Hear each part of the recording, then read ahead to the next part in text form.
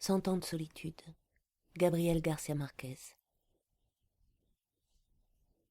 Bien des années plus tard, face au peloton d'exécution, le colonel Aureliano Buendía devait se rappeler ce lointain après-midi au cours duquel son père l'emmena faire connaissance avec la glace.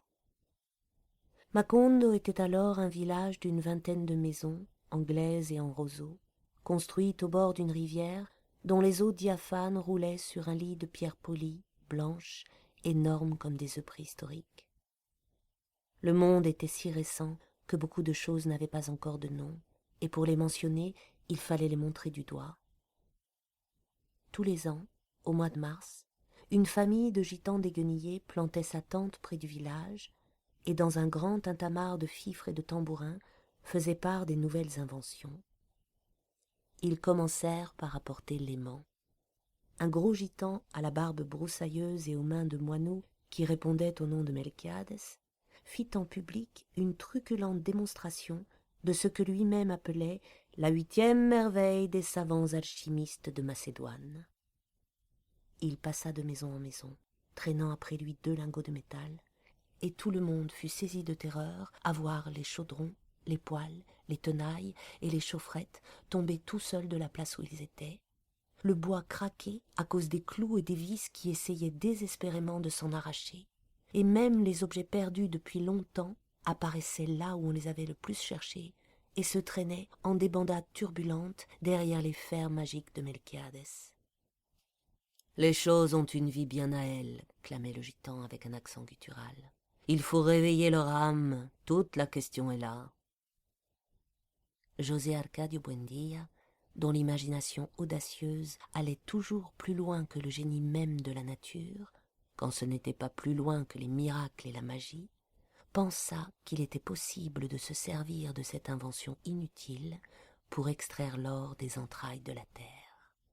Melquiades, qui était un homme honnête, le mit en garde. « Ça ne sert pas à ça. » Mais José Arcadio Buendía, en ce temps-là, ne croyait pas à l'honnêteté des gitans, et il troqua son mulet et un troupeau de chèvres contre les 2 lingots aimantés. Ursula Iguaran, sa femme, qui comptait sur ces animaux pour agrandir le patrimoine domestique en régression, ne parvint pas à l'en dissuader. « Très vite, on aura plus d'or qu'il n'en faut pour paver toute la maison, » rétorqua son mari. Pendant plusieurs mois, il s'obstina à vouloir démontrer le bien-fondé de ses prévisions. Il fouilla la région pied à pied, sans oublier le fond de la rivière, traînant les 2 lingots de fer et récitant à haute voix les formules qu'avait employées Melquiades. La seule chose qu'il réussit à déterrer, ce fut une armure du XVe siècle, dont tous les éléments étaient soudés par une carapace de rouille et qui sonnait le creux comme une énorme calebasse pleine de cailloux.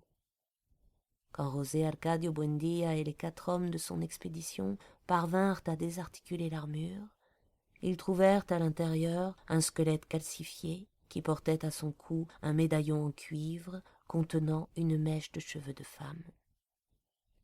En mars revinrent les gitans. Cette fois, ils apportaient une lunette d'approche et une loupe de la dimension d'un tambour qu'ils exhibèrent comme la dernière découverte des Juifs d'Amsterdam. Ils firent asseoir une gitane à un bout du village et installèrent la longue-vue à l'entrée de la tente. Moyennant paiement de 5 réaux, les gens se plaçaient devant la lunette et pouvaient voir la gitane comme à portée de la main. « La science a supprimé les distances, » proclamait Melquiades. « D'ici peu, l'homme pourra voir ce qui se passe en n'importe quel endroit de la terre, sans même bouger de chez lui. » À midi, par une journée torride, ils se livrèrent à une surprenante démonstration à l'aide de l'énorme loupe.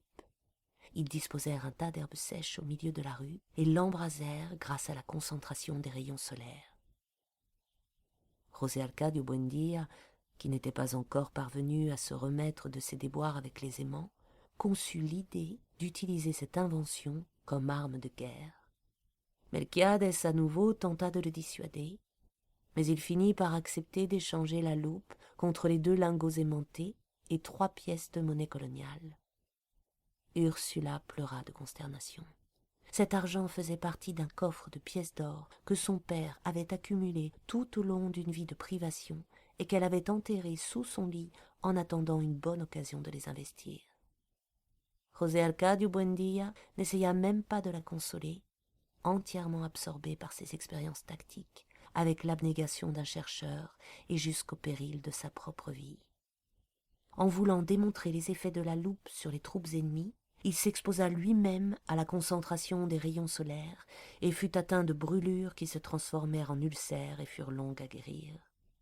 Devant les récriminations de sa femme, alarmé par une si dangereuse invention, il faillit mettre le feu à la maison.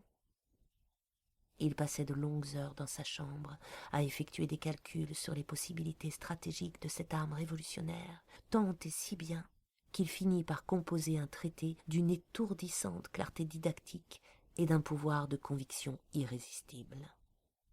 Il l'envoya aux autorités, accompagné de nombreux comptes rendus d'expérience et de plusieurs planches de croquis explicatifs, par l'intermédiaire d'un messager qui franchit la Sierra, s'égara dans de gigantesques marécages, remonta des cours d'eau tumultueux et faillit périr sous la patte des bêtes féroces, succomber au désespoir, mourir de la peste, avant de pouvoir faire route avec les mules du courrier.